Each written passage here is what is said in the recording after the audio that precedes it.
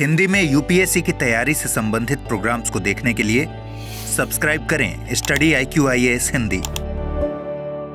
Hello दोस्तों, स्वागत है आप सबका स्टडी IQ-IAS हिंदी पे। और कल ही बेंगलुरु के अंदर रामेश्वरम कैफे के अंदर एक आईईडी ब्लास्ट हुआ, यानी इम्प्रोवाइज्ड एक्सक्लूसिव डिवाइस के माध्यम से ब्लास्ट हुआ। जो आईईडी ब्लास्ट होते हैं ये सामान्यतः कम तीव्रता के ब्लास्ट होते हैं, लेकिन बड़े स्तर पे हानि भी पहुंचा सकते हैं, क्योंकि कल इस ब्लास्ट में लगभग 8 से 10 लोग घायल होने की खबर आई है। हालांकि सुखद बात यह है अभी तक कि किसी के भी जो है मृत्यु की खबर अभी तक नहीं आई है। ध्यान रखिएगा, हालांकि संदिग्ध को पहचानने का दावा कर लिया गया है इस पूरे के पूरे ब्लास्ट के अंदर। इस ब्लास्ट की जब न्यूज आई तो शुरुआती दौर में ये माना गया था कि हो सकता है कि सिलेंडर फटने के चलते ये जो है ब्लास्ट हुआ हो, लेकिन बाद में जो जांच एजेंसियां हैं, जिसमें बेंगलुरु की पुलिस और बेंगलुरु की पुलिस के साथ NIA नेशनल इन्वेस्टिगेशन एजेंसी भी साथ में मिलकर काम कर रही है, तो इन एजेंसियों ने स्पष्ट तौर पे सिद्ध कर दिया कि ये जो ब्लास्ट था ये कोई सिलेंडर के द्वारा हुआ ब्लास्ट नहीं था, बल्कि ये एक प्री प्लान्ड ब्लास्ट था और IED के माध्यम से ये ब्लास्ट संभव हो पाया है। ठीक है, ध्यान रखिएगा। तो अपने आप में ये एक दुखद घटना है देश के सामने। यहाँ पे मैं आप लोगों को बता दूं कि जो NIA है वो बेंगलुरु पुलिस की सहायता कर रही है और केंद्र की जो सत्ता पक्ष की पार्टी है उसके द्वारा कहा गया है कि ये पूरी की पूरी परिघटना की जांच NIA को दे देनी चाहिए। तो NIA फिर से चर्चा में है। आपके PT के पॉइंट ऑफ व्यू से जो NIA है ये काफी ज्यादा महत्वपूर्ण हो गया है। तो आज की इस क्लास में हम NIA को विस्तार से देखेंगे। NIA के गठन से लेके ये किस मिनिस्ट्री के तहत काम करती है, इसके कार्य क्षेत्र के अंतर्गत क्या क्या आता है और वो कौन सी अनुसूचित बेसिकली क्षेत्र हैं जिनके अंदर जो भी मतलब जिनके अंतर्गत जो भी मुकदमे दायर किए जाते हैं उन सब की जांच का अधिकार NIA को मिल सकता है। ठीक है, तो सबसे पहले यदि हम NIA की बात करें तो ये एक केंद्रीय, ध्यान रखिएगा, एक संघीय आतंकवाद विरोधी कानून प्रवर्तन एजेंसी है।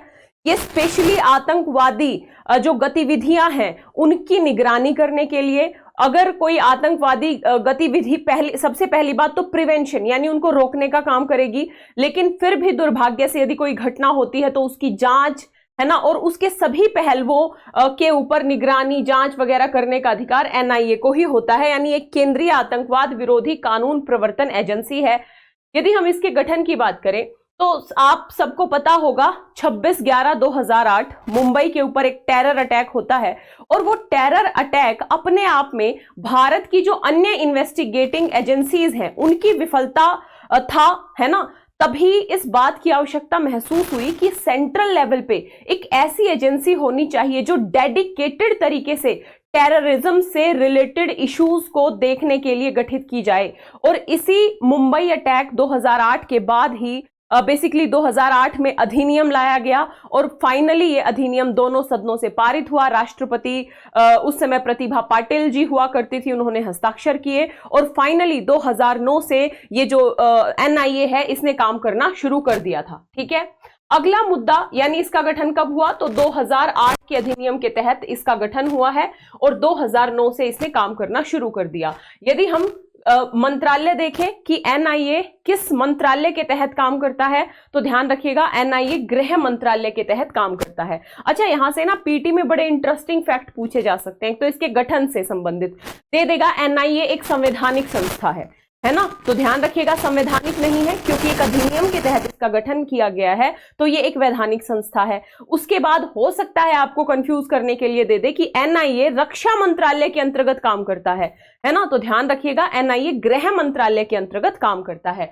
अगला मुद्दा यदि हम देखें तो जितनी भी राष्ट्रीय स्तर पर आतंकवाद रोधी और अन्य राष्ट्रीय सुरक्षा संबंधी जांच में उत्कृष्टता के मानक स्थापित करना इसका लक्ष्य है कि बेहतर तरीके से नवीन तकनीकों को बेसिकली जोड़ते हुए हर एक मुद्दे की जांच करना। ठीक है, वर्तमान तक यदि बात करें तो लगभग 447 मामले NIA के पास आ चुके हैं और बहुत ही बेहतरीन तरीके से अब तक NIA ने काम किया है अपना। यदि हम देखें क्षेत्राधिकार की तो सबसे पहली बात, सबसे इंपॉर्टेंट बात यह है कि NIA को राज्यों की विशेष अनुमति के बिना राज्यों में आतंक संबंधी अपराधों से निपटने का अधिकार है। यदि किसी राज्य में आतंक संबंधी, आतंकवाद संबंधी कोई अपराध होता है तो एनआईए को बिना राज्य की अनुमति के उस अपराध की जांच करने का अधिकार है। Very very important question, PT के पॉइंट ऑफ व्यू से आपको दे देगा। एनआईए राज्यों में तभी जांच कर सकती है जब राज्यों की अनुमति हो।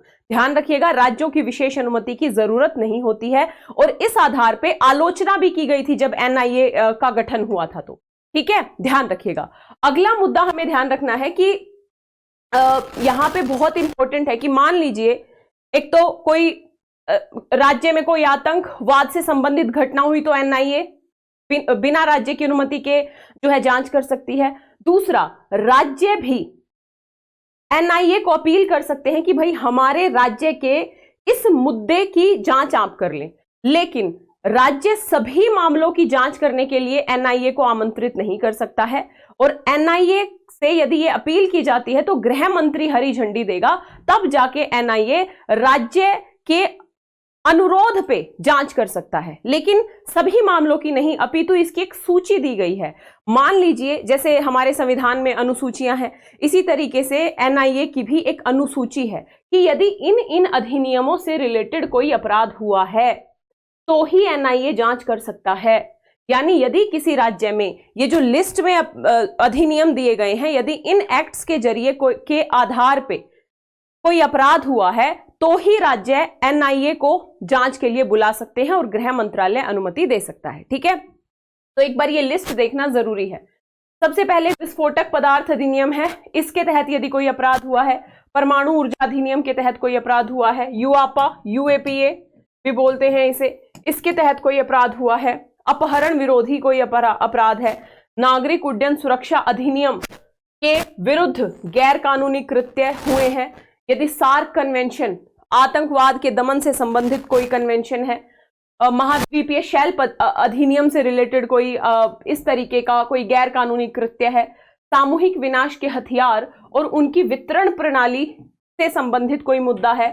इन सब के अलावा भारतीय दंड संहिता, शस्त्र अधिनियम या सूचना प्रौद्योगिकी अधिनियम के तहत कोई अन्य प्रासंगिक अपराध जो कहीं ना कहीं जुड़ता है आतंकवाद जैसी गतिविधियों से।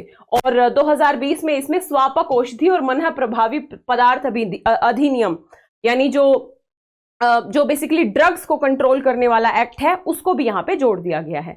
यहाँ पे मैं दो बातें और बता दूं आप लोगों को। ये जो रामेश्वरम कैफे अटैक हुआ तो इस पे मामला दर्ज किया गया है इसी यूआपा के तहत। तो जो गैर कानूनी गतिविधियां रोकथाम अधिनियम है, हमारे देश का एक निवारक निरोधक कानून है ये, इसके तहत ही मामला दर्ज किया गया है। तो ये इंपॉर्टेंट बात है आप लोगों के लिए।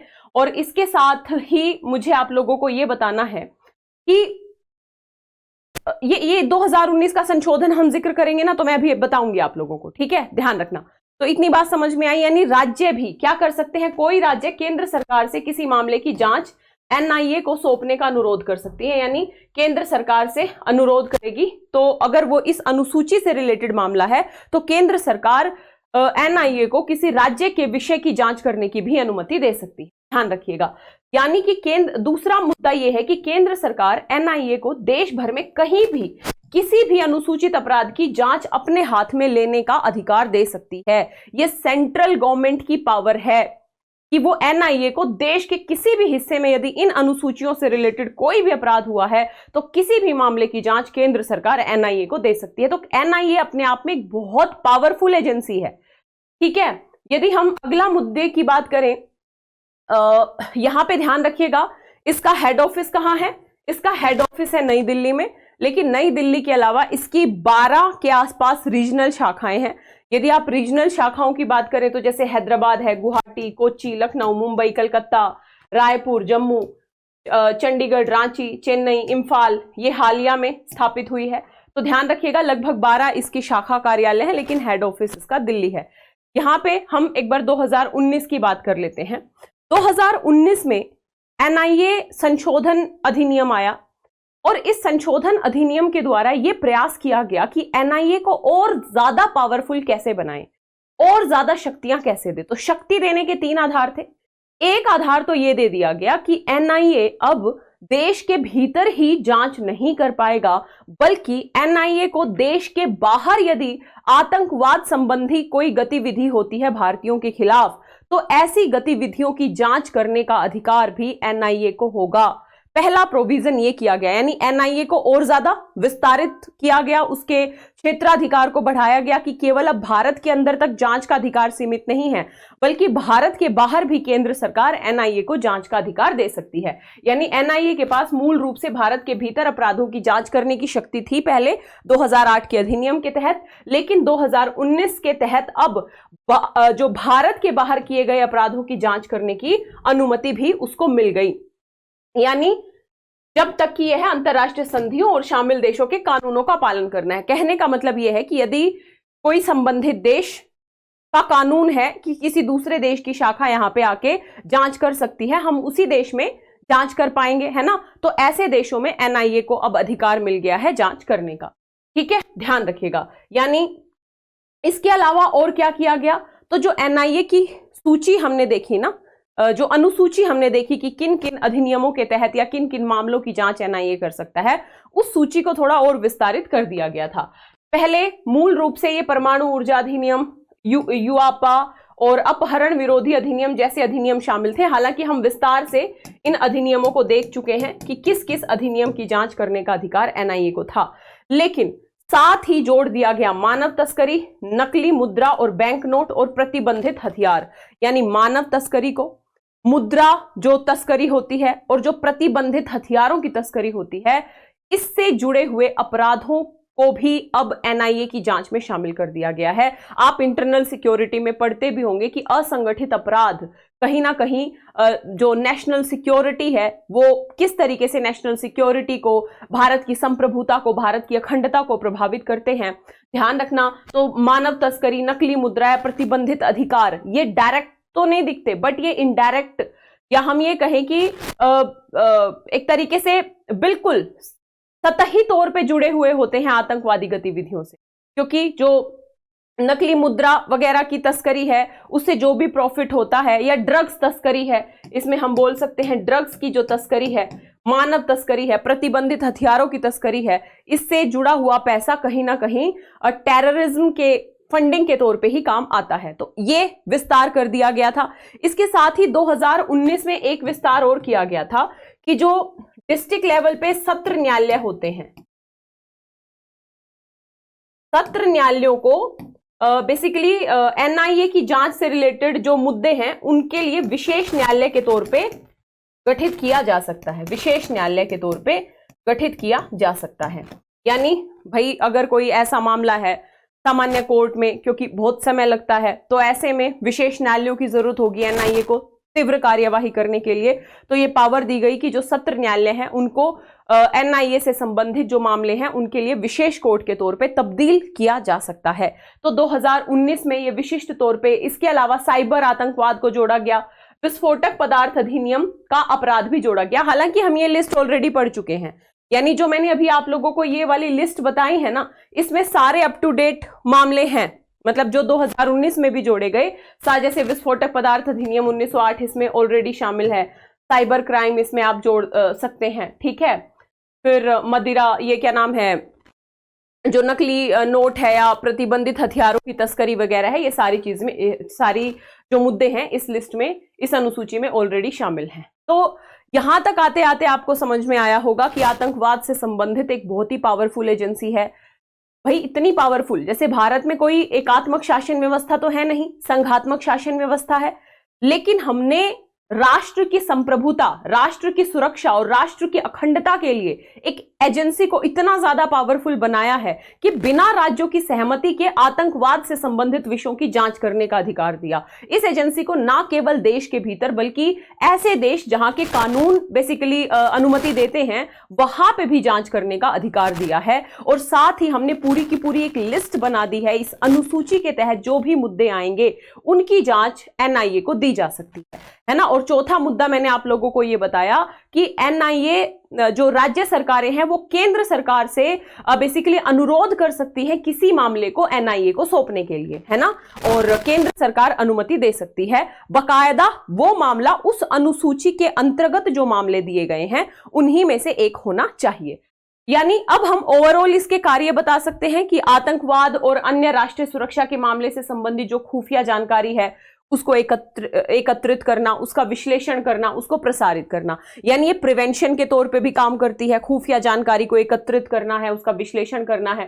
साथ ही आतंकवाद और राष्ट्रीय सुरक्षा से संबंधित मामलों में भारत और अंतर्राष्ट्रीय स्तर पर जो भी अन्य कानून प्रवर्तन एजेंसियां हैं, मतलब हमारे देश में जितनी भी अन्य अलग अलग कानून प्रवर्तन एजेंसियां हैं, उनके साथ समन्वय के तौर पे ये काम करती है, ध्यान रखिएगा। और अलग अलग कार्यक्रम, अलग अलग माध्यमों से ये क्षमता निर्माण का काम कर रही है।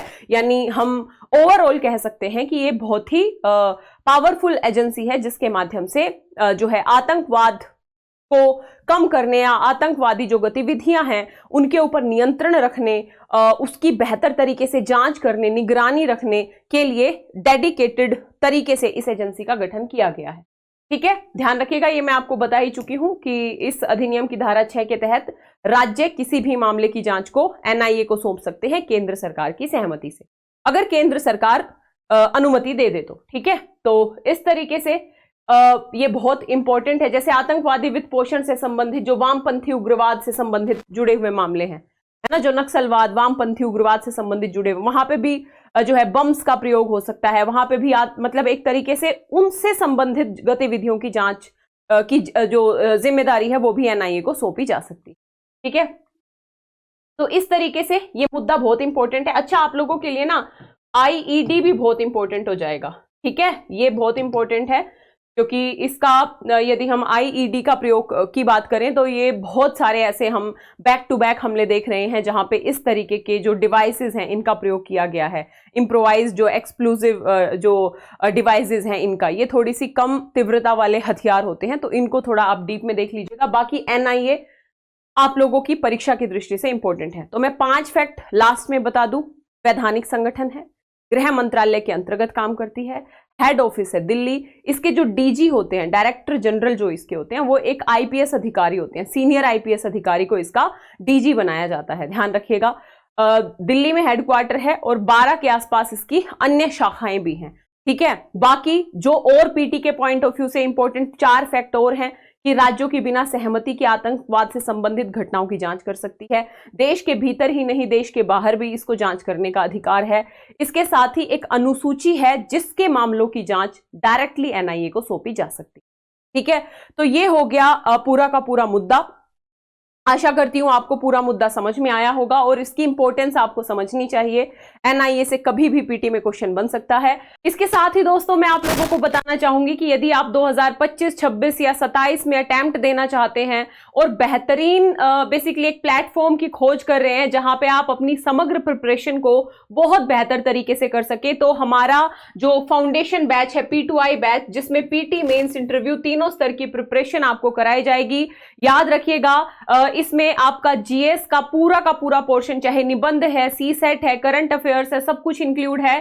13 से 14 महीने में आपका पूरा सिलेबस कंप्लीट हो जाएगा। बेसिक से लेकर एडवांस लेवल तक पूरी प्रिपरेशन हम करवाते हैं। इसके साथ ही पीटी से पहले आपकी पीटी स्पेशल क्लासेस इसमें इंक्लूड है, बिल्कुल फ्री ऑफ कॉस्ट इंक्लूड है, और आपकी फिर इंटरव्यू सेशंस भी इसमें इंक्लूड हैं। साथ ही 2 साल की वैलिडिटी है, 3 घंटे की डेली क्लासेस होती हैं, मंडे टू सैटरडे, संडे को टेस्ट होता है। लाइव क्लासेस इस बैच में आपको दी जाती हैं। यदि आप लाइव क्लासेस लेने में सक्षम नहीं हैं तो रिकॉर्डेड भी देख सकते हैं। 2 साल तक आप कितनी भी बार वीडियोस को देख सकते हैं। ध्यान रखिएगा, यदि आपको एडमिशन लेना है तो इस वीडियो के डिस्क्रिप्शन बॉक्स में आपको लिंक दिया होगा, उस लिंक पे जाके एडमिशन ले सकते हैं, या स्टडी IQ की ऐप या वेबसाइट पे जाके भी आप इस बैच को परचेज कर सकते हैं। एडमिशन लेने से पहले आपको कोड यूज करना है LDLIVE, LD live. LD live code का प्रयोग करने पे ये बैच आपको मात्र 24,999 को मिल जाए, 24,999 का मिल जाएगा। ध्यान रखिएगा, 4 मार्च से नया बैच शुरू है, तो यदि एडमिशन लेना है, प्रिपरेशन करनी है, तो फिर देरी क्यों। आज 2 मार्च हो चुकी है, यानी परसों से आपका बैच शुरू हो जाएगा। तो फटाफट जाइए, लिंक पे जो डिस्क्रिप्शन बॉक्स में दिया है LD लाइव कोड का प्रयोग कीजिए और एडमिशन ले लीजिए, ठीक है। इसके साथ ही यदि आप मेरी PDF वगैरह से जुड़ना चाहते हैं, मतलब PDF प्राप्त करना चाहते हैं, मेरी सारी क्लासेस की लिंक, टाइमिंग, नोटिफिकेशन, तो मेरा टेलीग्राम चैनल है ललिता दहिया अकेडमी, इस पे आप जुड़ सकते हैं। इसके साथ ही इंस्टाग्राम और फेसबुक पे सेम नाम से सोशल मीडिया हैंडल्स है ललिता दहिया अकेडमी, यहाँ पे मेरे से जुड़ सकते हैं। आशा करती हूँ ये परिचर्चा आपको अच्छी लगी होगी। ध्यान रखिएगा, आपके पीटी के पॉइंट ऑफ व्यू से NIA काफी ज्यादा महत्वपूर्ण हो जाता है। तो अगर क्लास अच्छी लगी हो तो वीडियो को लाइक जरूर करें, शेयर जरूर करें, जितना ज्यादा शेयर कर सकते हैं। चैनल पे यदि नए हैं तो सब्सक्राइब करें, और इसी तरीके की नई नई वीडियो को देखने के लिए, नए नए मुद्दों को समझने के लिए जुड़े। स्टडी IQ IAS हिंदी से मिलेंगे अगली नई किसी मुद्दे के साथ, नई परिचर्चा के साथ। तब तक के लिए जय हिंद, जय Bharat, all the best, thank you so much. Hindi में UPSC की तैयारी से संबंधित प्रोग्राम्स को देखने के लिए सब्सक्राइब करें स्टडी IQ IAS हिंदी।